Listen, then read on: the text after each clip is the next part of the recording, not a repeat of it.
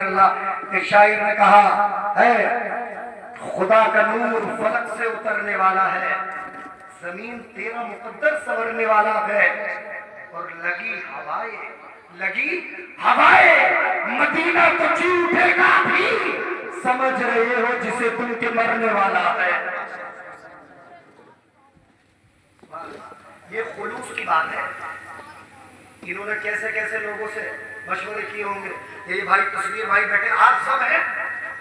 کبھی یہ سوچے یار ان کا نام لے دیا، تعاون تو سب کا ہے،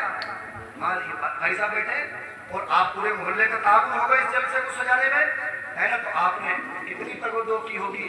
لوگ اگرچہ باتیں بنا رہے ہوں گے لیکن سنیے مصطفیٰ کی بارگاہ میں کسی کا چہرہ،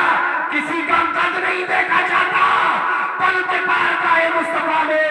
نیتوں کی سچائی دیکھی جاتی ہے۔ اس میں بھی ایک بات بتا رہا ہوں آپ کو، اسی فیوض الحرمین میں لکھا کہ میں رسول اللہ کے مواجہ شریف میں تھا۔ مواجہ شریف جو حضور کی جہاں قبر ہے بالکل اس کے سامنے کا حصہ، اللہ کا فضل ہوا پچھلے سال اس گناہگار کو بھی حضور کے روزے کا دیدار نصیب ہو گیا، ہے نا؟ تو مواجہ شریف حضرت شاہ ولی اللہ محدث دہلوی کہتے ہیں کہ میں مواجہ شریف کا تھا، تو ایک عربیوں کا پروناؤنسیشن اور تلفظ بڑا بڑھیا ہوتا ہے، بھائی ان کی تو زبان ہے، تو کہتے ہیں کہ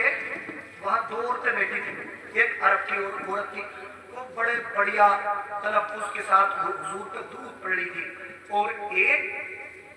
غیر عرب کی، اب وہ چاہے کسی بھی ملک کی ہو جس کی زبان عربی نہیں تھی وہ بھی تھی، تو وہ ٹوٹے پھوٹے الفاظ میں ہے درود شریف پڑھ رہی تھی، لیکن بڑے دل سے آنکھوں میں آنسو تھے، ہے اور حضور کے مواجہ شریف پہ پادب بیٹھ کے درود پڑھ رہی تھی، لیکن اس کا درود سنائی دے رہا تھا، تو اس نے یہ سوچا کہ یہ تو بڑے بڑے تلفظ سے پڑھ رہی ہے اور میری تو زبان لڑکھڑا رہی ہے، ٹوٹی پھوٹی ہے، پتہ نہیں حضور کی بارگاہ میں میرا درود قبول ہوگا کہ نہیں ہوگا۔ اس کی آنکھیں چھپکنے لگی، جھپکی آ گئی، تھوڑی سی نیند